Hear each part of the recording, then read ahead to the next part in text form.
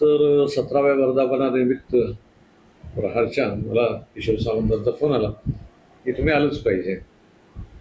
आता मी खरं तर बिझी माणूस, वैद्यकीय क्षेत्रातला म्हणून, पण तरी तुमच्या सगळ्यांच्या प्रेमाच्या आग्रहाखातर म्हणून मी येण्याचं मान्य केलं. ते म्हणाले एक छोटीशी तुमच्या बोलक्या बोल्यांच्या याची सुद्धा झलक दाखवायला पाहिजे तुम्ही.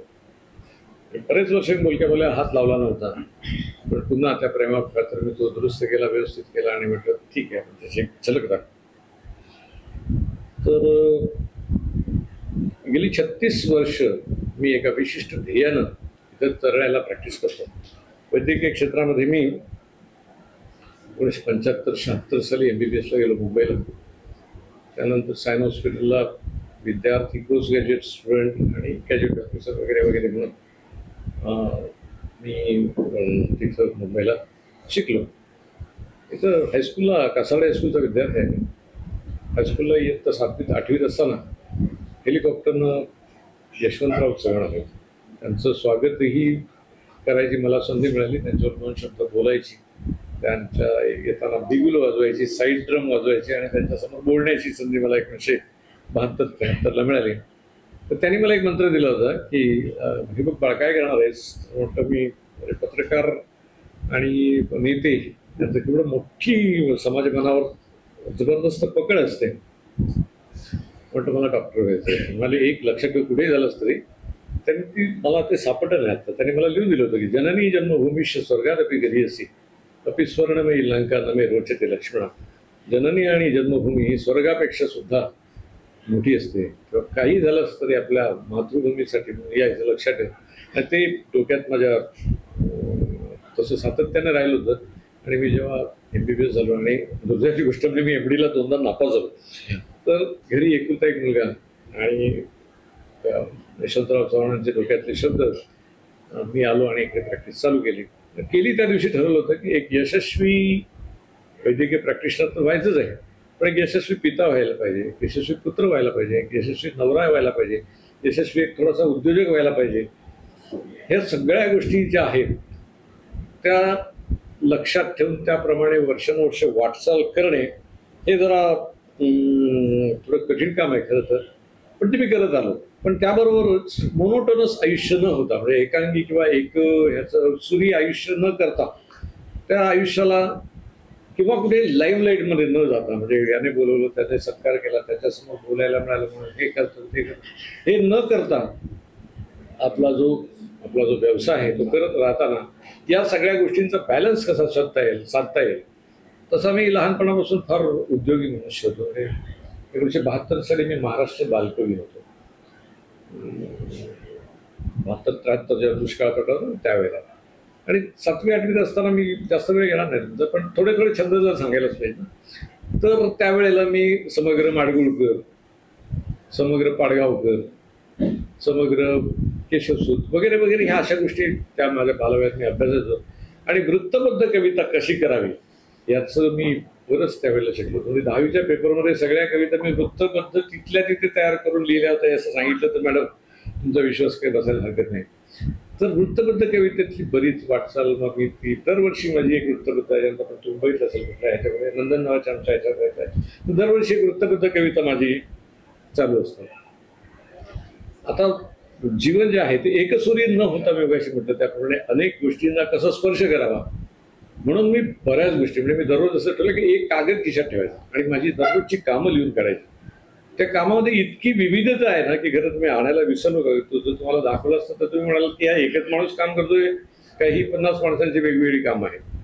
म्हणजे आज नळ दुरुस्त करायचं आहे, उद्या बल्ब बदलायचं आहे, गेलेली ट्यूबलाईटचं सर्किट बदलायचं आहे, रेडिओला हे टाकायचं आहे, म्हणलं की नाही सूत्रकाम करायचं आहे, मिनिएचर वस्तू करायचे आहेत, बाजारपेटीचं एक शोध चालत नाही तो गेला, हाता जरा निसटलाय तो दुरुस्त करायचा आहे. अशी विविध अंगीत म्हणजे एक्सरे मशीनचा एक पार्ट जरा हे झालाय, खराब झालाय, तो कसा दुरुस्त करायचा, सोनोग्राफी मशीनला काय नेमकं होतच असतं हे सगळं चालू असताना. त्यासाठी बाहेर जा, कारण आम्ही ज्या वेळेला आलो त्यावेळेला या गावामध्ये फक्त 2 किंवा 3 दुकानं होती आणि इतर कोणीही कामगार किंवा दुरुस्तीला येणार माणूस नव्हता. तर जे काही करायचं ते तुम्हीच करा. म्हणजे मला गॅस्ट्रोस्कोप होता त्यावेळेला, मी डॉक्टर मस्करांच्या इथे येऊन गॅस्ट्रोस्कोपी वगैरे होतो. तर तो बिघडला तर तो दुरुस्त करायला माणूसच नाही मिळाला, इथे नाही मिळाला, कोल्हापूरला नाही मिळाला, मग मला तो मुंबईला पाठवायला लागला वगैरे वगैरे.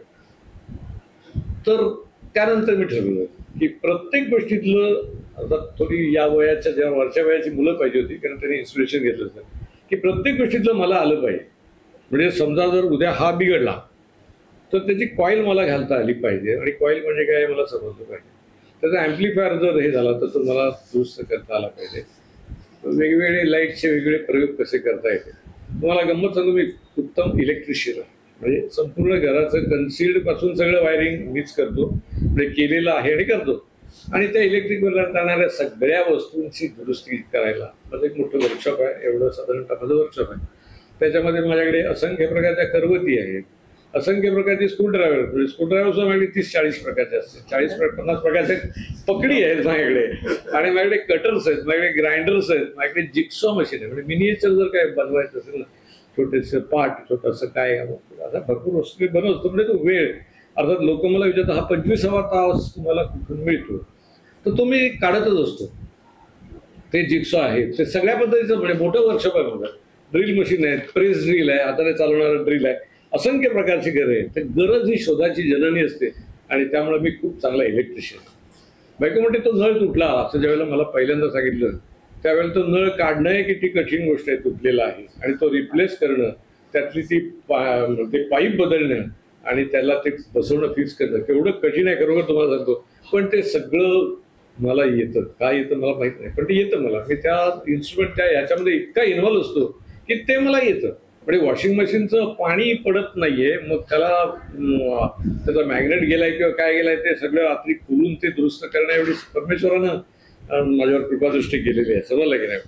तर मी बरोबर रबर ग्लोव्ज घालतो आणि ते सगळं काम करतो. अगदी लाईव्ह इलेक्ट्रिसिटीवर मी काम करतो. तुम्हाला सांगितलं तर आश्चर्य वाटेल की अजून मला तसा शॉक वगैरे लागलेला नाही. माझ्या दवाखान्यातल्या सगळ्या गोष्टी मी रिपेअर करतो. म्हणजे बीपी ॲपॅरेटस हे संपूर्ण खोलून, पण आता बीपी ॲपॅरेटस साधी गोष्ट झाली, वजनाचा काटा फार कठीण आहे तो हे करणे आणि रिमॅन्डल करणे. ECG मशीन दुरुस्त करणं केवढं कठीण आहे माहिती आहे की नाही, आणि ते मी करतो. कारण त्यामध्ये मल्टीमीटर्स आहेत, आणि इलेक्ट्रॉनिक इंजिनिअरिंग मधली पदवी घेतलेला माणूस मी आहे भारत सरकारची, त्यामुळे ते सगळं ते मला करायला माहित नाही मला कसं जमतं ते. तुम्हाला सांगतो, एक्सरे मशीन, इथे डॉक्टर मोगेंचं एक्सरे मशीन बिघडलं होतं आणि मला त्याने बोलवलं डॉक्टर माझं करून द्या. खूप पूर्वी मी डॉक्टर नागवेकरांचं मशीन दुरुस्त करून दिलं होतं एकदा. तर डॉक्टर मोगे मला म्हणाले हे बघा. तर मी गेलो, एक काही तास बसलो, त्याने माझ्या लक्षात आलं की एक ट्रान्सफॉर्मर गेलाय, तो मी मुंबईवरून त्या व्हॅल्यूचा घेतला, बदलला, आणि ते झालं. माझं एक्सरे मशीन काम करत नाही, तेव्हा परमेश्वर कृपेनं ते मला दुरुस्त करता येतं. अगदी तुम्हाला कॉम्प्लिकेटेड गोष्टी सांगतो, पण ह्याच्यात काही इलेक्ट्रॉनिक्समध्ये माहिती असतील, हे लोक असतील. एकदा रात्री संध्याकाळी माझ्या लक्षात आलं की माझं सोनोग्राफी मशीनमध्ये प्रॉब्लेम आहे, की हळूहळू त्याचं उजेड कमी होतं आणि ते जात आहे. पहाटे मी 5 वाजता उठलो, ते सोनोग्राफी मशीन उघडलं. फॉल्ट कुठल्या डिपार्टमेंटमध्ये आहे तो मला कळला. मी एका इलेक्ट्रॉनिकच्या माणसाला बोलून दिलं इंजिन, तो म्हणाले एवढा नाही, हातच लावू नका. म्हटलं थांब, इथला एक कंडेन्सर गेलेला असण्याची शक्यता आहे, समजलं की नाही. त्याला मी एक बूट लावलं त्याला, आणि त्याला म्हटलं ते बघ पेटलं, आणि तो कंडेन्सर बदलला आणि ते मशीन दुरुस्त झालं. आणि मला तुम्हाला सांगतो की असं ते न चालणारं मशीन दुरुस्त होतं. प्रचंड मोठा, म्हणजे प्रचंड केवढा तरी मोठा पराकोटीचा आनंद मिळतो. आणि इलेक्ट्रॉनिकमधल्या बऱ्याचशा वस्तू, म्हणजे माझे रेडिओचं कलेक्शन आहे. आता हे सांगितलं तर थोडीशी अतिशयोक्ती होती, कृपया ह्याच्या शेवटी हा काही अतिशयोक्ती करत होता असं मानून घेऊ नका. की माझा जेव्हा पहिला रेडिओ आमच्याकडे जेव्हा आला तर तो मी जपून ठेवला होता 30-35 वर्षापूर्वीचा. आणि त्यानंतर मग येणाऱ्या पेशंटला सांगून जुन्या बाजारातले न चालणारे असे एक एक एक एक एक एक करत एक शेकड्यांनी रेडिओ मागले. म्हणजे एवढा छोटा रेडिओ माझ्याकडे आहे, जरा मोठा आहे, त्याच्यापेक्षा मोठा आहे, त्याच्यापेक्षा मोठा आहे, रेडिओग्राम आहे, या सगळ्या गोष्टी. आणि मग त्याच्याशी खेळणं आलं. म्हणजे तुला सांगतो तसं तुम्हाला की असं म्हणू नका शेवटी की हा माणूस काय अतिशयोक्ती करतोय असं, पण त्याला लागणारे अनेक मल्टीमीटर आले, त्यांना लागणारी सोल्डरिंग आली, ती मी झकासपैकी सोल्डरिंग वगैरे करत असतो. तर त्याच्यानंतर कुठलीही गोष्ट दुरुस्त करा म्हटली, मी तुम्हाला सांगतो, मंगळवारचा बाजार होता, प्रचंड गर्दी होती माझ्याकडे. आणि एक सद्ग्रस्त आले, ते म्हणाले एक काम कराल का. म्हटलं काय. म्हणाले माझं आमचं नेब्युलायझर मशीन आहे ना, ते आत्ताच्या आता दुरुस्त करून द्या. तर एवढे पेशंट आहेत समोर आणि नेब्युलायझर मशीन आत्ता नाही. हो म्हणाले तुम्ही करू शकता. आणि मग मी ते खरंच ते उघडलं, त्याचा एक पार्ट गेला होता, तो पेशंट तपासता घालून तिथं दुरुस्त केला. आणि ते होत गेलं. म्हणजे सुतारकाम जर तुम्ही म्हटलं तर माझ्याकडे छोटा रंध्यापासून ते मोठ्या रंध्यापासून ते करवती, अनेक प्रकारच्या करवती आहे, छोटे जे मिनिएचर. फार मजा येते तुम्हाला सांगतो बनवायला अशा छोट्या छोट्या गोष्टी. आणि हे सुद्धा सगळं पेशंट तपासता तिकडे वर्कशॉपमध्ये किंवा रात्री 12 नंतर. ते सुतारकामाचं कुठलंही म्हणजे एक छान कपाट बनवायचं असेल तर ते माहित नाही मला येतं, म्हणजे ते त्याला पॉलिश करायला येतं, त्याला त्याच्यावरती हे करून ते येतं. म्हणजे दररोज असं माझं एक काहीतरी काम चालू असतंच. हे छंद जोपासता मी अनेक छंद जोपासले. म्हणजे गळा माझ्या लक्षात आला की तो नंतर थकणार आहे, तर तो गळा आपल्याला पाहिजे. आणि मग मी हळूहळू माझा गळा डेव्हलप करायला सुरुवात केली. कारण आपल्याकडे एक हत्यार नसताना काय करू शकता तर तुम्ही गळा वापरू शकता. मग मी ताना मारायला सुरुवात केली, समजलं की नाही. आणि मग माझ्या पूजनीय अशा 2-3 गायकांच्या गाण्यांची मी प्रॅक्टिस करायला सुरुवात केली. त्यातले एक सगळ्यात महत्त्वाचे म्हणजे सुधीर फडके, की ज्यांना मी प्रत्यक्ष माझ्या हाताने तपासलेलं एक मुंबईला असताना वगैरे वगैरे. आणि त्यांचा आवाज अतिशय सुंदर आहे. म्हणजे त्यांचा आवाज आपल्या गळ्यातून यावा अशी माझी फार इच्छा होती. आणि ती म्हणजे दररोज त्यांचं एक गाणं आपण म्हणावं. मग तो गळा मी त्यात पेटी असते माझ्याकडे, पेटीवरती थोडीशी येते मला जायची, असं म्हणतात थोडीशी येते आणायला जायला म्हणून, तो पेटी असते. पण तबल्याचे जोड आहेत माझ्याकडे बरेचसे, 10-1 प्रकारचे तबले आहेत माझ्याकडे. त्या तबल्यावरती जरा बसावं आणि त्याची ती सुंदर तान एखादी आपली समाधी साधन संजीवन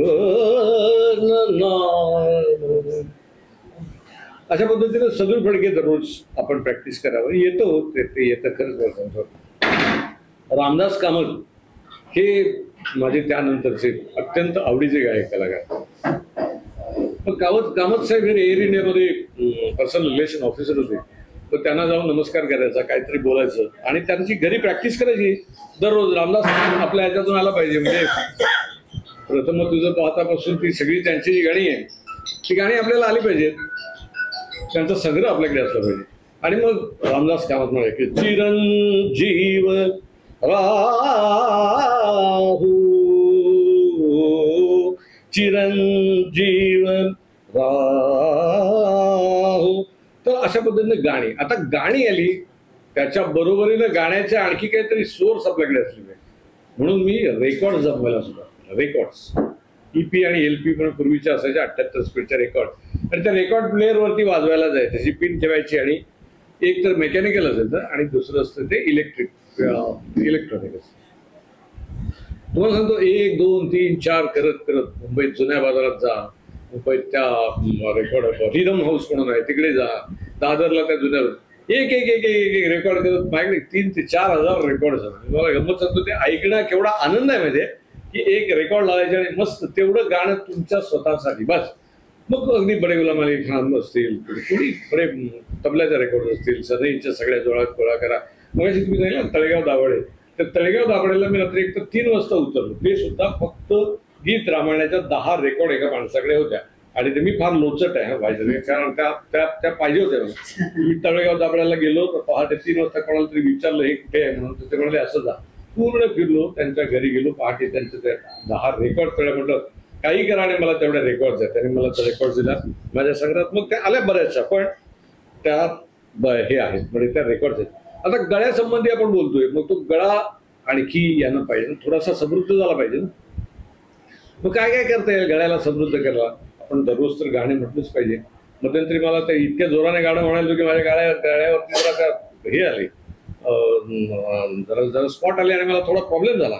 पण मग मी ठरवलं मग त्या गळ्यात जर दररोज आयला पाहिजे तर आपण कीर्तन केलं पाहिजे.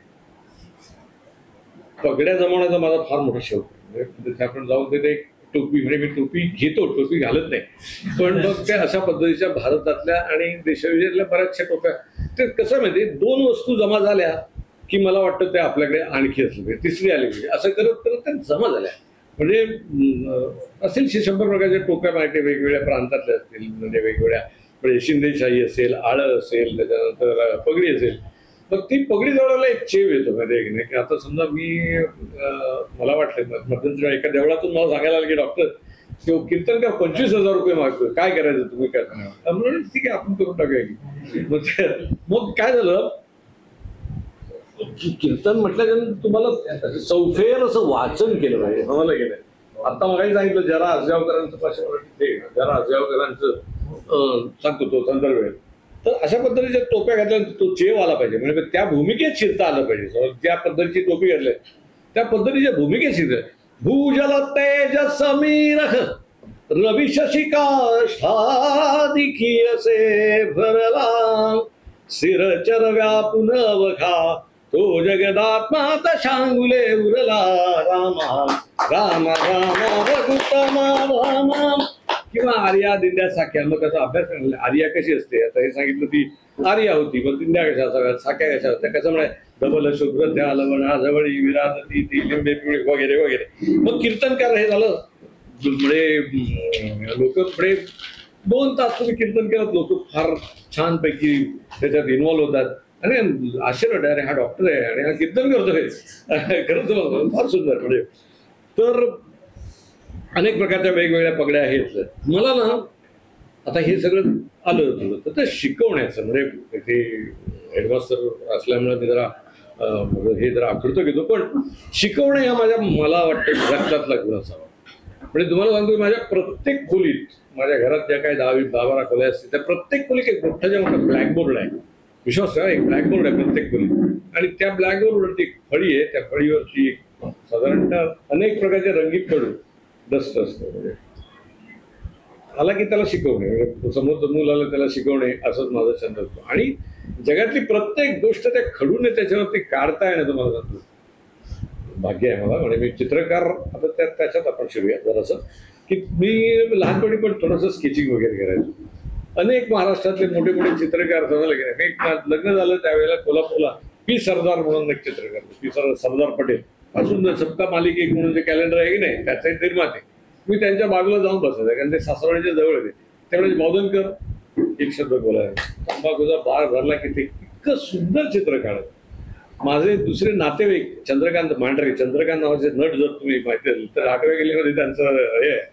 तर चंद्रकांत मांढरे मस्त, अरे इकडे आपण पावडर शेडिंग करूया, पावडर शेडिंग वगैरे वगैरे असं करत करत मग स्केचिंग रेखन करणं, पेन्सिली, अनेक प्रकारच्या पेन्सिली गोळा झाल्या, अनेक प्रकारची चित्रकलेवरची पुस्तकं गोळा, म्हणजे फक्त चित्रकलेवरची पुस्तकं गोळा झाली.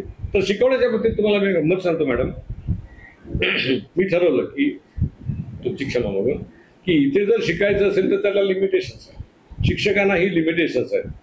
मला जपायला पाहिजे. माझ्या मुलांना जर शिकवायचं असेल, मी सकाळी 6 वाजता बाहेर पडत असेल, एका मुलाला बरोबर घ्यायचं आणि 6 वाजता 5 स्तोत्र म्हणत आहे. 5वं स्तोत्र संपलं की 1 धडा दररोज, येताना दुसरा धडा, 2 धडे पूर्णपणे. म्हणजे तुम्हाला गंमत सांगतो की देखणा देहांत तो जो सागरी सूर्यास्तचा अग्नीचा ठेवून जातो रात्र गर्दी वारसा. हे जेव्हा शिकवायचं होतं की नाही तेव्हा तो देहांत किती ऐतिहासिक पुरुषांमध्ये किती झाले आणि आता पौराणिक याच्यात कोणते झाले आणि आतापर्यंत कुठे झाले. म्हणजे सावरकरांचा देहांत कसा झाला, श्रीकृष्णाचा कसा झाला, प्रत्येकाचा देहांत सांगत मी 4 दिवस तो देखणा देहांत शिकवत होतो. देखणे ते हात ज्यांना निर्मितीचे डोळे, हे माझं ते खरं मला सांगतो, ते त्या नमस्कार करायची ती ओळ आहे. मंगलाने गंधलेले सुंदराचे सोळे कोरकरांची कविता आहे. तर हे शिकवणं आलं. आता शिकवण्याच्या बरोबर ऍक्सेसरीज झाल्या किंवा की 10वीची मुलं आहेत, त्या 10वीच्या मुलांना शिकवायचं आहे तर तुमच्याकडे पुस्तकं तर पाहिजे त्याच्या संदर्भातली सगळी, पण ते प्रयोग पाहिजेत ना सगळे. तुम्हाला सांगतो इलेक्ट्रिसिटी हा विषय जर घेतला तर माझ्याकडे एवढी इलेक्ट्रिसिटीची 10वीला शिकवण्याची साधनं मी तयार केलेली आहे. पण एक कॉईल कशाला म्हणतात, सोलेनॉइड कशाला म्हणतात, रेजिस्टन्स कशाला म्हणतात, पासून ते सगळं जे आहे ते सगळं मी. आणि हा ज्ञान यज्ञ गेली 30 वर्ष चालू आहे. उठता बसता येता प्रत्येक ठिकाणी कागदावर, मला ही सवय आहे कागदावरती प्रत्येक गोष्ट मध्ये लिहून काढायची, समजलं की नाही. आणि त्याच्यातून जे निर्माण झालं ते तुम्हाला सांगतो इन्स्पिरेशन म्हणून तुम्हाला सगळ्यांना हे शक्य आहे, प्रत्येकाला शक्य आहे. तेवढं डेडिकेट केलं पाहिजे. माझा मोठा मुलगा हा MD मेडिसिन गोल्ड मेडलिस्ट आहे आणि DM न्यूरो, आपल्या सिंधुदुर्गात एकही न्यूरोलॉजिस्ट नाही आणि गोव्यात नाही, सिंधुदुर्गात नाही, रत्नागिरीत नाही, रायगडात नाही. इतक्यापर्यंत आपण ते करू शकतो. माझी मुलगी 4थी स्कॉलरशिपला महाराष्ट्रात पहिली होती, नारायण यांनी त्याचा मोठा सत्कार केला राहण्यासाठी वगैरे वगैरे. तर हे आपण करू शकतो. आणि तसा तो मी शिक्षक आहे. ब्लॅकबोर्ड आहे माझ्यामध्ये. त्यावेळेला ही अशी कवींची पुस्तकं, म्हणजे आता तुम्ही माडगुळकर म्हटलात तर समग्र माडगुळकर आपल्याकडे असलेच पाहिजे. किंवा श्रीधरला मी फोन केला होता, श्रीधर माडगुळकर जमला तर तो मोठा व्हायचा म्हणून तर त्यांनी मला कित्येक गोष्टी असं सांगितल्या की ते मातृप्रेमाचं म्हणणं हे स्वतः त्यांनी लिहिलं होतं आणि त्यांच्या आईचा सत्कार होता माडगुळकरांच्या, त्याच वेळेला इकडे माडगुळकरांचा प्राण सोडला किंवा माडगुळकर कॅन्सरनं कसे हे वगैरे वगैरे. मग त्या प्रत्येकाच्या आतमध्ये घुसण्याची कला जर असेल, तुम्हाला पाहिजे असेल तर ह्यातनं सगळे जातात. सायन हॉस्पिटल असून 17वं घर पाडगावकरांचं आहे, मंगेश पाडगावकरांचं 17वं घर. पाडगावकरांचा मुलगा हा मला जरा सिंग आहे आणि पाडगावकरांची सून ही माझी माझी क्लासमेट. त्यावेळेला पाडगावकरांच्या बरोबर छान गप्पा होत्या, असं म्हणजे संध्याकाळी मस्त आता चला रे फिरायला चलते. मोठे म्हणजे ते जेव्हा ह्याचे युसिस म्हणजे अमेरिकन कौन्सिलेटचे अध्यक्ष होते, त्याला भरपूर अशा जागतिक स्तरावरच्या ह्या गोष्टी व्हायच्या. म्हणजे आम्ही खुलचे प्रश्न त्यांना विचारायचो. त्यांच्या कविता मी बघितलं. खुलचा प्रश्न म्हणजे कसला की बाबा मला सांगा की तुमची विचारांची भाषा कुठली. पाडगावकर म्हणायचे हो रे होय, हा प्रश्न मला कोणी विचारला नाही, पण तुला खरं सांगतो मी मालवणीतनं विचार करतो. लिटरली म्हणजे पाडगावकर शब्द आहे म्हणजे. तर अशा पद्धतीनं बऱ्याच लोकांच्या बरोबर आपल्याला असं तर घुसता यायचं सवाल केलाय. इंग्रजी शिकण्यासाठी मी काय प्रयत्न केले असतील असं तुम्हाला सांगितलं तर आश्चर्य वाटेल की मी रत्नागिरीला राहिलो होतो. तर रत्नागिरीला त्याच्यावरती ग्रेव्हयार्ड होतं. म्हणजे रत्नागिरी जेल नाक्यावरनं खाली गेल्याच्या नंतर तिथे ग्रेव्हयार्ड होतं. तिथला जो फादर होता त्या फादरला मी हाय फादर म्हणून म्हणायचं, हाय म्हणा. एक दिवशी फादर म्हणाला यर येत होता वैर असं मला त्या भाषेत बोलायची सवय आहे, कारण त्याच्यावर तो कुठल्या तरी इकडचा फादर होता. पण तो म्हणाला की किती तू गेले इंग्लिश करणार आहे. म्हटलं चला शिकायचं. मला तो 2 वर्ष इंग्रजीचे धडे त्या स्मशानात बसून शिकवत होता फादर. हो लागेल किंवा टीव्हीवरची इंग्रजीच्या बातम्या जशाच्या तशा उलट्या त्यांच्या पाठीमागून म्हणायच्या वगैरे वगैरे. असे खूप प्रयत्न मी दररोज असे वेगवेगळे प्रयत्न मी करत गेलो. सांगायला की नाही. आता लिखाणाकडे जरा सगळं माझ्या पहिल्यांदा लक्षात आलं की माझ्या वडिलांनी माझ्या हातात कधीतरी पार्कर पेन दिलेलं होतं आणि ते खूप लहान असतानाच दिलं होतं. फार सुंदर पेन होतं. पण त्यावेळेला काय जमत ते व्यासा असले सगळे उद्योग करून आम्ही त्या पेनाची वाट लावली होती. त्या काळात फार सुंदर पेन होतं. मी ठरवलं नाही आता आपल्याकडे पेनं पाहिजे आणि मग मी पेनं जमा करायला सुरुवात केली वेगवेगळ्या प्रकारची. पहिल्यांदा सुंदर सुंदर अशी खालच्या वेगवेगळ्या रंगाची बॉल पेनं. मग मला लक्षात आलं आंतरराष्ट्रीय स्तरावरची पेनं पाहिजेत आपल्याकडे. पार्कर पाहिजे तर आपल्याकडे भरपूर पार्कर पेनं पाहिजे. तेवढी पाहिजेत ना की पार्कर कंपनीवाल्याला जरा हे वाटलं पाहिजे. मी गोळा करत गेलो. आता त्याला तुम्हाला सांगतो ह्याच्यात काही चोरी नाही, ह्याच्यात काही विकत घेणं वगैरे नाही किंवा इन्व्हेस्टमेंट वगैरे असं काय नाही. पण म्हणजे पेन कशी मिळवली याचे इतके जर किस्से आहेत ना, प्रत्येक पेन ही एक स्टोरी आहे आणि ती सांगायला असं दिवस पुरणार नाही. म्हणजे साधं सांगतो, एक धनगर आला होता, फक्त लंगोटी आणि वरती काहीतरी काम होतं. त्याच्या खिशाला एक पेन होतं. त्याला म्हटलं काका पेन चांगलं दिसते, काय उपयोग म्हणाले, फेकून द्या, रिफिलच मिळत नाही. मी धावत गेलो, एक विल्सनचं चांगल्या रिफिलचं पेन आणलं आणि म्हटलं ठीक आहे फेकून द्या कशाला, माझ्याकडे द्या म्हणून. ते मॉन्टब्लांकचं जगातलं सगळ्यात महागडे पेन होतं. वामनराव महाडिक जवळला गेले त्यावेळेला ते माझं नातेवाईक होतं. तर त्यांच्या ह्याला मी असा उभा होतो. शेजारच्या माणसाच्या खिशाला मॉन्टब्लांक होतं, आपलं हे होतं करंडास नावाच्या कंपनीचं पेन होतं. मला ते फार हे खुणावत होतं, अरे काय करायचं. तर करंडास तर दिसते. त्या माणसाला म्हटलं करंडास आहे. तो म्हटलं आता तुम्हाला ठेवा. मी कॅज्युअलिटी ऑफिसर होतो. कॅज्युअलिटी ऑफिसर म्हणजे सायन हॉस्पिटलला तुमच्या कोकणात जाणारे सगळे पेशंट जिथे पहिल्यांदा गंभीर आजाराने हे होतात त्याचा मी प्रमुख होतो. तर एक रात्री 12 वाजता एक म्हणत झाला पॉश एकदम म्हणून एक काय आय पुट अ फॅक्ट, मला जरा सिगरेट पाहिजे. दुर्दैवाने तेव्हा मी परीक्षेत कधीतरी सिगरेट पाहिजे. म्हटलं yes yes yes you can definitely have one. तो सिगरेट ओढत होता. म्हटलं what a nice pen you have got. तो गेला पलीकडे, त्याची सिगरेट पिऊन झाली. तो आला, त्यानं असं मस्त पेन काढून ठेवलं माझ्याकडे, दिस इज मॉन्टब्लांक, टेक इट. आणि मॉन्टब्लांकची किंमत त्यावेळेला 10,000 पेक्षा जास्त ते समजलं की नाही. तर अशा तुम्हाला गंमत सांगतो आता, हे लाभ सोडून सांगायचं. सायन हॉस्पिटलला कॅज्युअलिटी ऑफिसरचा मोठा हे होतं. तर तिथे कमोडमध्ये एक क्रॉस साधारण 5-10 हजार रुपये किंमत तेव्हा असलेलं पेन पडलं कमोडमध्ये. माझा तर जीव वळवळ होत पेन पाहिजे आपल्याला. कारण काय ते सगळं कळासाठी एवढं समोर दिसते. मी एक प्लास्टिक पिशवी मागवली, तिथे आमचे असिस्टंट प्लास्टिक पिशवी तिथे काढलं, ते धुतलं, एकदा जाणार आहे 10 तास धुतलं आणि ते माझ्या ह्याच्यात आहे. मग छोटी पेनं, वेगवेगळी पेनं, वेगवेगळ्या आकाराची पेनं, ती मस्तपैकी अशी लावून ठेवायची. हो लागेल. अशी अनेक पेनं पद्धती आणि रस्त्यावर सापडलेली मूल कोणतरी खेळताना मोडून टाकलेलं ते आणायचं, ते दुरुस्त करायचं. दुरुस्ती हा माझा बेसिकली सहाय्यक आहे. अशी 10,000 पेनं माझ्याकडे असतील, याच्यावर तुम्ही विश्वास ठेवायला हरकत नाही. म्हणजे आता माझ्या खिशाला जे क्रॉस आहे की नाही, या क्रॉस कंपनीचीच माझ्याकडे काही शेकड्याने पेन असतील. म्हणजे अशीच मिळवलेली असते. ह्याला सांगून ठेवलं, तो घेऊन आला, त्याने प्रेझेंट दिलं, मुलांना मुक्त. माझा मुलगा कुठे कुठे परदेशात जातो, येताना ती पेनं घेऊन येतो. अत्यंत दुर्मिळ, वेगवेगळ्या प्रकारची, कुठे शिक्का आहे, कुठं काय आहे, अशा पद्धतीचे. म्हणजे पेनामध्ये असलेली मॉडिफिकेशन, पेनामध्ये असं उघडल्याच्या नंतर काहीतरी वेगळं, अगं कित्येक प्रकारची अशी सवलगेने हे पेन होती. तर अशा पेनांचा मोठा संग्रह. त्यांच्या निबांचं पण माझ्याकडे कलेक्शन आहे. म्हणजे तुम्ही जर म्हटलात की तुम्हाला 500 निब दाखवा त्यांचं, तर माझ्याकडे मांडलेली आहेत. म्हणजे 500 निब अशी माउंट केलेली 500 निब आहे. त्याच्या जिभा असतात, त्यांचे पार्ट आहेत वेगळे, ते घासून करायचे वगैरे वगैरे वगैरे वगैरे.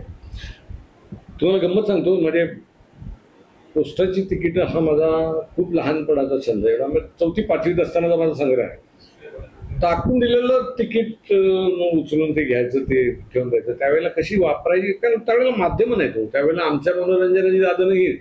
डॉक्टर देसाई होते आमच्याकडे, त्यांचा भाऊ झांबियाला होता. मग त्यांच्या अगोदर मी टोपलीत जाऊन बघायचं, ते टाकून दिलं कवर. मग त्याला सांगायचं ते जरा तिकीट तेवढं द्या म्हणून. मग डॉक्टरना भीत एकदा जाऊन सांगितलं, तिकीट आले की तेवढं तुम्ही द्या. मला ते दर महिन्याला झांबियाचं एक तिकीट, इतकी सुंदर तिकीट असेल ना. मग असं करत करत करत एक आजी होती, रत्नागिरीला मी होतो तिथे. आजी म्हणाली की काय रे तिकीट गोळा करतं? म्हटलं हो. म्हणाले थांब, मी तुला एक संग्रह देते. तिनं तिच्या नातवाचा, तो म्हणलं तो आता येणार काय, तो गेलो अमेरिकेत, तो हे घेऊन टाकला. आणि तो त्याने मला एक इतका सुंदर संग्रह गेला. इतकी दुर्मिळ तिकीट आहेत ना त्याच्यामध्ये. म्हणजे मी जमवली येते ते आहेतच. मी काही संस्थानांची तिकीटं म्हणजे एकच तिकीट. मला सांगतो छंदांचा राजा म्हणतात तिकिटाला, आणि राजाचा छंद म्हणजे ब्लॅक पेनी किंवा ब्राऊन पेनी नावाचं जे तिकीट आहे, ते साधारणतः 1856 वगैरे असेल.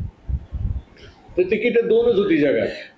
त्या एका कोणाला तरी एडवर्ड किंवा प्रिन्सने ते आणलं आणि त्यातलं एक जाळून टाकलं, कारण एकच राहिलं पाहिजे म्हणून.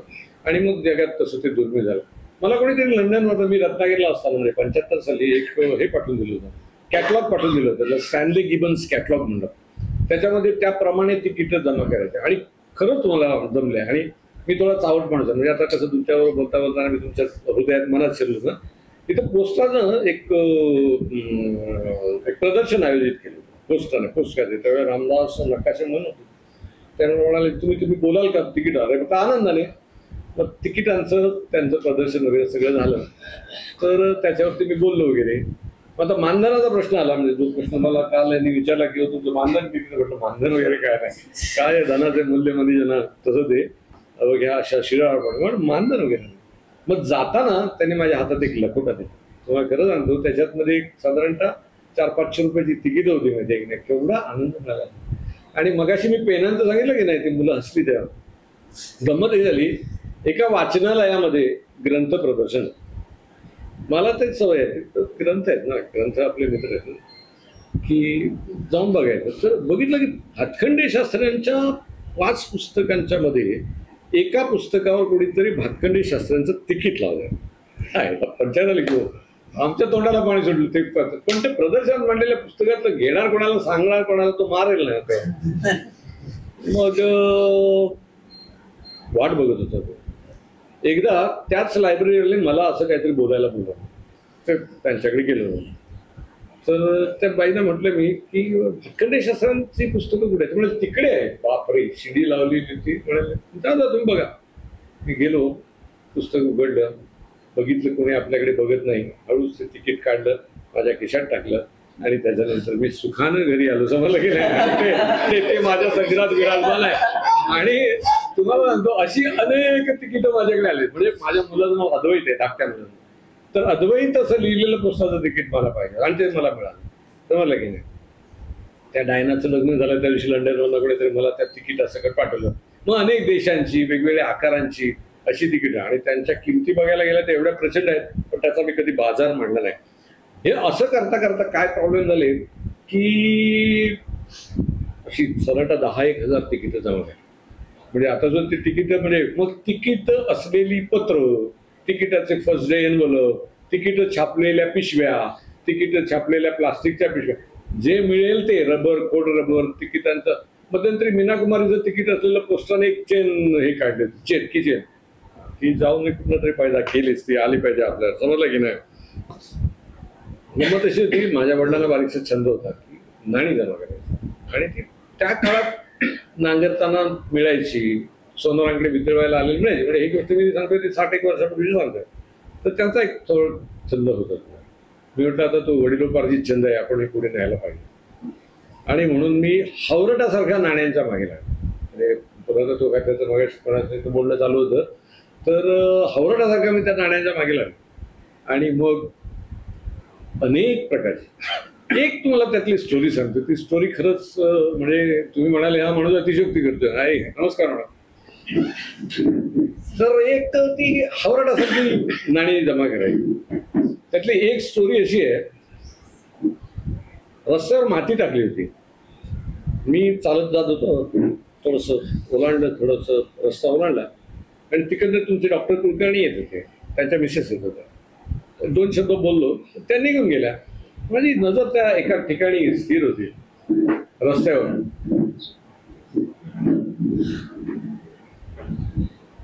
नमस्कार.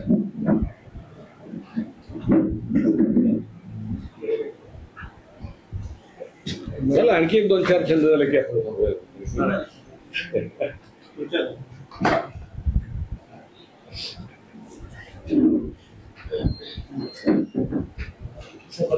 हा. तर तुम्हाला आश्चर्य वाटेल, त्याच्या मुलांना जास्त आश्चर्य वाटेल होतं की तिथं काहीतरी चकाकलं. ते मी घेतलं. मला धाकटा मुलगा धावत आहे, बाबा दाखवा, बाबा काय ते थांबला. आधी खिशात ठेवलं. गप मग घरी गेलं, ते पाण्याखाली धुतलं. तुम्हाला सांगतो की मौर्याच्या काळातलं ते 6 ग्रॅमचं सोन्याचं नाणं. आणि या अशा गोष्टी घडतच गेल्या. म्हणजे मी रत्नागिरीच्या किल्ल्यावर गेलो, असं फिरता फिरता माझ्या लक्षात आलं काहीतरी ते वेगळं चमकतंय. ती शिवराई होती. त्यानंतर विहार हॉटेलला ते भर टाकत होते, आणि ही गोष्ट त्या काळातली. आता तर तिथं ते मी माझ्या बहिणीला म्हटलं की अगं ते उचल, ते नाणं आहे म्हणून. काहीतरी रस्त्यावर कायमच उचलत असतो. मला नंतर रस्त्यावर मी खाली बघूनच चालतो, म्हणजे सवयच तशी आहे. आणि बऱ्याच वेळेला त्यातलं काहीतरी माझ्या हातात पडतच असतं. तशी ती शिवराई होती. आमच्या देवळाच्या मागे मी गेलो होतो, आणि माझ्या धाकट्यांना म्हणजे आम्ही चालत शिकतो, चालत चालत अभ्यास करतो. म्हटलं हे बघ ती शिवराई.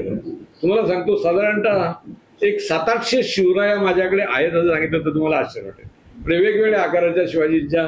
मी सासरवाडीला गेलो होतो, बायको बरोबर होती. बायकोची आजी होती.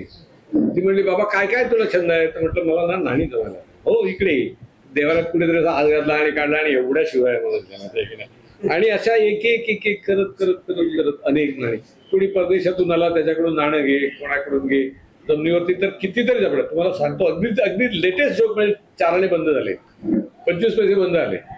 तर कणकवलीवरचा माझा एक मित्र आला, तो म्हणाला की तिथे टाकलेले होतं भंगारवाल्याच्याकडे, म्हणजे हे पैसे घे आणि ताबडतोब जाणे गोळा करून आण. समजलं की नाही. तर असं एका पेशंटला माझ्या कळलं की अरे बाबा हा नाणी गोळा करतो. पण त्याने 25 पैशाची मला एवढी नाही, बादली भरून नाणी आणून दिली माझ्याकडे, ही घ्या म्हणणे. तर अशा पद्धतीने म्हणजे ही झाली यातली रुटीन. पण दररोज काहीतरी वेगळं नाणं मिळतंच. त्या बादलीवर नाण्यात 4 वेगवेगळी जी नाणी सापडली की नाही ती फार मोठी होती. तेव्हा मग अशी सोन्याची, चांदीची, बारीकची, जगातलं सगळ्यात लहान नाणं ते सुद्धा हरिहर आणि बुक्कनचं ते माझ्याकडे आहे. मग अशी ती मांडायची. मग तो इतिहासाचा अभ्यास आता बोललो मी कोणाशी तरी, तर तर ते तो इतिहासाचा अभ्यास करत राहायचा. असं करत करत करत इतकी नाणी जमाली ना की 25,000 नाणी जमा झाली. मग ते मोठं नाणं, बारकं नाणं, वेगवेगळ्या धातूंची नाणी, तांब्याची नाणी. सांगितलं की देतात. एक खारेपटणला हे आहेत फार्मासिस्ट आहेत. म्हटलं काका जरा ती नाणी देत आहे ना, ते ड्रॉवरच्या मागे आहेत घेऊन. इतकी नाणी तांब्याची आणून दिली मला ब्रिटिश कालीन. तुम्हाला भोकायचा पैसा. आणि मग ते मांडायचं सगळं. मग त्याच्यावरची सगळी पुस्तकं. आणि सगळ्यात महत्वाचं म्हणजे तुमच्या वर्तमानपत्रातून येणारे प्रत्येक कात्रण जर नाण्यासंबंधी असेल, तिकिटासंबंधी असेल, पेनांसंबंधी असेल तर ते मी कापून लावतो. कात्रणांच्या वया एवढ्यावर. म्हणजे नाण्यांच्या कात्रणांची वही अभ्यासाला एक मुलगी आली होती PhD करायला. ती म्हणाली तुमची कात्रण थोडी दाखव जरा. तर अशा पद्धतीनं प्रत्येक ठिकाणी हे मध्यंतरी आपल्याकडे बाबासाहेब पुरंदरे आले होते. पुरंदरांच्या बरोबरीनं मी आणि माझा मुलगा आम्ही बरंच हे होतो, समजलं बराच वेळ काम करत होतो. तर नाणी झाली माझ्याकडे. म्हणजे ते चालूच असतं दररोज म्हणजे. आणि तुम्हाला सांगतो एक नाणं किंवा एक पेन मला मिळालं की मी त्या समुद्रीत धरून झोपतो. हे सांगितलं तर तुम्हाला आश्चर्य वाटते. हा तसं किती छान वाटतं माहिती आहे की नाही.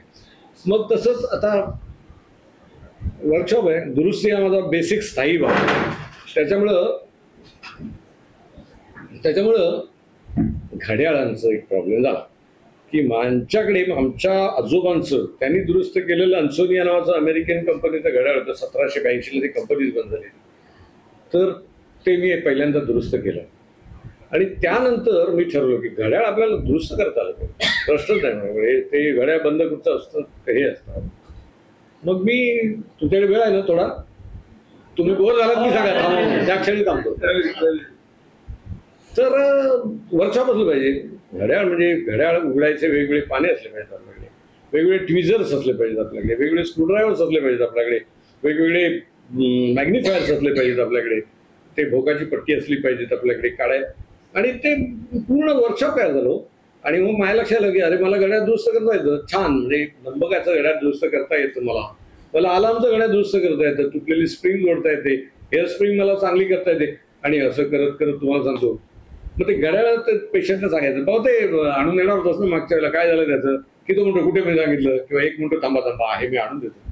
तुम्हाला सांगतो अशी शेकड्याने घड्याळ माझ्या संग्रहात झालं. म्हणजे लंबकाची घड्याळ आणि ती वेगवेगळ्या पद्धतीची, वेगवेगळ्या कंपनीची वेगवेगळी मेकॅनिझम असलेली, ती दुरुस्त करण्यातला केवढा आनंद आहे तुम्हाला सांगतो. मग असं बोलत राहिलं ना की कोणतरी सांगतो थांबा, घड्याळ दुरुस्तीचं पुस्तक आहे माझ्याकडे, मी तुम्हाला आणून देतो ना, ते पुस्तक आलं. मग कोणतरी आणून देतो की खरे पटन त्या ह्यानी पटेलने मला, त्यांच्या वडिलांना मी आपाजन म्हणायचं, आपाजन म्हणले ते सामान काय करायचं तुला घेऊन टाक, हे घड्याळ तुला घेऊन टाक. तुम्हाला सांगतो घड्याळ केवढा आनंद आहे माहिती की रोलेक्स कंपनीचं घड्याळ, त्याची किंमतच म्हणजे 3,25,000पासून सुरुवात होते, 3.25 लाखापासून सुरुवात होते. ते दुरुस्त करणं केवढं कठीण काम आहे. पण मला ते ऑइलिंग करता येतं, मग ते त्याचे पार्ट काढता येतात, ते धुता येतात, ते जोडता येतात आणि ते ऑइलिंग करता येतात.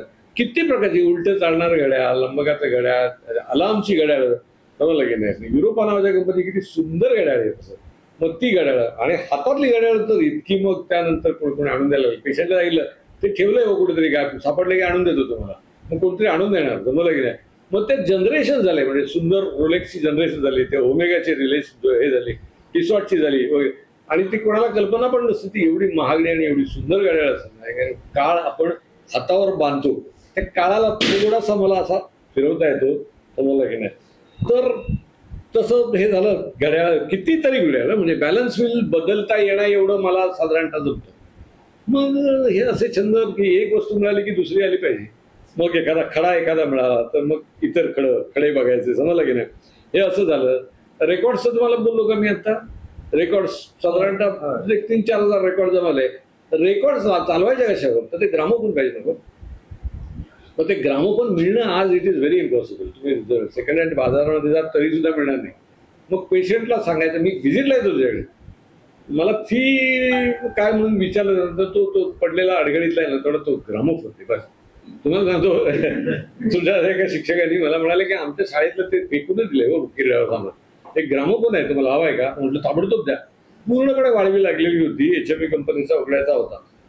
मी तो आणला व्यवस्थित, त्याचं सगळं म्हणजे त्याची लाकडाची पेटी माझ्या लाकडी सुतारा कौशल्य वापरून मी तयार केली आणि बाकीची कौशल्य वापरून तो मी ऍब्सोल्युटली वर्किंग केला.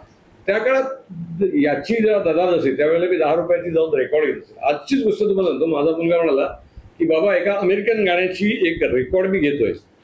तर म्हटलं घे ना, मग किंमत किती असेल असं तुम्हाला वाटतं. तर मी म्हटलं मला नाही सांगता येणार. तो म्हणाला अमेरिकेत या रेकॉर्डची किंमत 1,00,000 रुपये आहे. समजलं की नाही. ते 250 रुपयाला त्याला काही तरी दिली तिकडे, तर त्याने ती घेतली. समजलं की नाही. तर अशा पद्धतीच्या प्रत आता टॉर्च म्हटलं तर मग कंदील म्हटलं तर कंदील आता काही बघायला मिळणार आहे, पण नाही तो कुठेतरी पडलेला असतो, तो घेऊन मी दुरुस्त करतो आणि करतो. आणि हे असे अनेक छंद मी जोपासत असतो. त्यातलं त्यात आता हॅम रेडिओचं बोललो मी नाही तुम्हाला. हॅम रेडिओ ही भानगड अशी आहे की तिथं तो वायरलेस सेटअप बोललो मी तुम्हाला हॅम रेडिओचं. तर जगात कुठेही बोलता येतं त्याच्यावरून, फक्त ते लायसन्स असायला लागतं. त्याचे दुरुपयोग होऊन चालत नाही. म्हणजे तो कोणाच्या तरी हातात गेला तर तो अतिरेकी म्हणून वापर केलेला, त्याचा अतिरेकी वापर केला तर ते येतं मला, म्हणजे तो बांधता येतो मला. इलेक्ट्रॉनिक कंपोनंटशी थोडंसं खेळता येईल. अशा पद्धतीचे दररोज वेगवेगळे असे छंद, नवीन जे काय दिसेल ते आत्मसात करता आलं पाहिजे, ते पुढच्या पिढीला देता आलं पाहिजे. असं करत करत मी अनेक छंद जोपासले. त्यातला एक छंद जो आता आपण त्या ह्याच्याकडे येणार आहोत. काय झालं, मी सायन हॉस्पिटलला मी मेडिकल ऑफिसर होतो. MDचा 2ऱ्या वर्षाला गेलो पण त्यावेळेला रामदास पाध्ये आले होते. रामदास पाध्ये तिकडे कार्यक्रम, तर मला म्हणाले की जरा तो भाऊला अत्यंत सांभाळून घेऊन या. मी तो भाऊला घेऊन आलो आणि मला लक्षात आलं की अरे हा मगाशी तुमच्या बोलल्यामुळे रिपीट होते की नाही मला माहित नाही हे त्यामुळं. तर मी तो सावकाशपणे घेऊन आलो त्यांचा भाऊला आणि मला लक्षात आलं की नाही नाही नाही आपल्याला हे करायला पाहिजे, आपल्याला भूकंपाला आलं पाहिजे. म्हणजे खूप प्रयत्न केले हो. रामदास पाध्येचे पाय धरले, त्याची पुस्तकं घेतली, पण त्यांचं म्हणजे कसं असतं जाऊटपणा, पुस्तकं काढताना 5च पुस्तकं काढायची आणि ती 5 म्हणे लिहिली गेली किंवा विकली गेली तसं दाखवायचं. बिलकुल ना, तो कोणालाही दाद देत आपलं बरोबर आहे. तो व्यावसायिक गुप्तता त्यांची जी होती ती होती. मला आमच्या शाळेतले आमच्या पोस्टातले माझ्या समोरच घरासमोर पोस्ट ऑफिस होते. ते पोस्ट मास्तर हॅम रेडिओच्या कोर्ससाठी ह्याला जाणार होते, बडोद्याला जाणार होते. तर मी म्हटलं तुम्ही बडोद्याला जाता, एक काम करा, तिथे एक माणूस आहे, त्यांचं नाव ते वेंगुर्ल्याचे आहेत, बौलेकर तिथे ह्याचे साहेब आहेत. तर त्यांना म्हणावं की बावधनकरनी जर रामदास पाध्येचं पुस्तक आहे ते दिलं तर बरं होईल असं सांगितलं. ते गेले त्यांच्याकडे, त्यांनी रामदास पाध्येचं पुस्तक दिलं. आता पुस्तकात बघून ते शिकता येणं आणि हे करता येणं केवळ शक्य आहे. मग ते पुस्तक आलं माझ्याकडे. त्याच्यानंतर मी प्रत्येक पुस्तकाच्या ह्याच्यात गेलो आणि शोधलं की अरे बाबा भुलक्यापाल्यांचं कुठे मिळेल काय. कित्येक लायब्ररींना सांगून दिलं, च्या मिळायलाच तयार नाही. शेवटी एक गोडे नावाचे गृहस्थ होते, ते म्हणाले मी तुला मागून देईन. त्या काळात म्हणजे 35 वर्षापूर्वी त्यांनी मला भुलक्यापाला मागून दिला. एक मुलगा आणि एक मुलगी, 2 मागून दिले आणि त्याच्या किमती बऱ्याच होत्या. त्या काळाच्या मानाने काही हजार रुपये किमती होत्या त्याच्या, तरी मी त्या घेतल्या. मग तेव्हा ही माध्यमं आहेत ना, म्हणजे प्रॅक्टिस करणं हे शक्य नाही. मग स्वतः एकलव्यासारखी त्या भुलक्यापाल्याची प्रॅक्टिस करायची, स्वतःच कुठेतरी प्रयोग करायचे शाळेत वगैरे वगैरे असं करत. आणि खरंच मला वेळ नाही मिळत, कारण जर ते व्यवसाय म्हणून जर डेव्हलप करायचं असेल, म्हणजे आता रामदास पाध्ये हा इंजिनियर आहे, व्यवसायाला इंजिनियर आहे, पण त्याने इंजिनिअरिंग पूर्ण सोडून दिलं आणि त्याच्यानंतर ह्याला पूर्ण वाहून घेतलं. मग त्या बोलक्या भावाला आला त्यावेळेला फक्त डोकं होतं माझ्याकडे आणि एक छोटंसं धड होतं. मग ते वाढवणं आलं. मग त्याच्याशी आत्ताच ज्यावेळेला मला सावंतरी सांगितलं त्यावेळेला पूर्ण तो काढला, तो दुरुस्त केला. त्याला खूप लागतं, म्हणजे त्याचं मेकॅनिझम तुम्ही जर बघितलं तर पुढे हातच नाही लावणार त्याला, असं मेकॅनिझम आहे. तर अशा पद्धतीनं मी वाटचाल केली. माझे छंद संग्रह, कविता, ह्याचा आपण तुम्हाला गंमत सांगतो की छंदोबद्ध कविता कशी करावी याची मी एक कार्यशाळा घेतली होती की कुठल्याही. आणि मग त्याच्यानंतर माझे एक वाक्य शेवटचं सांगितलं होतं. बऱ्याच लोकांना ते रुचलं नाही की मुक्त छंदातली कविता ज्याला करायची आहे त्याला छंदोबद्ध कविता उत्कृष्ट आली पाहिजे, अशा पद्धतीचं एक वाक्य मी शेवटचं सांगितलं होतं. मग तर ते त्याच्यात रमतो मी दररोज. म्हणजे माझ्या दररोजच्या रमण्याच्या गोष्टी हे सांगितल्या जातात की बा तिथं तबला उघडा ठेवलेला आहे, वाटलं की त्याच्यावर 4 बोटं मारायची. मग अशी तुम्हाला लागलं की गायचं असेल त्यावेळेला तिथं गायचं, पेटी वाजवायची, हे सगळं करायचं. आणि ज्या वेळेला वेळ मिळेल त्यावेळेला मग असा विचार यायचा की बोलक्यावाल्यांचं जरा करावं, कारण असं टाळून किती दिवस टाळणार. आणि म्हणून मी किशोर सावंतनी सांगितल्याच्यानंतर ते आव्हान घेतलं आणि म्हटलं आता आपण जरा करूया.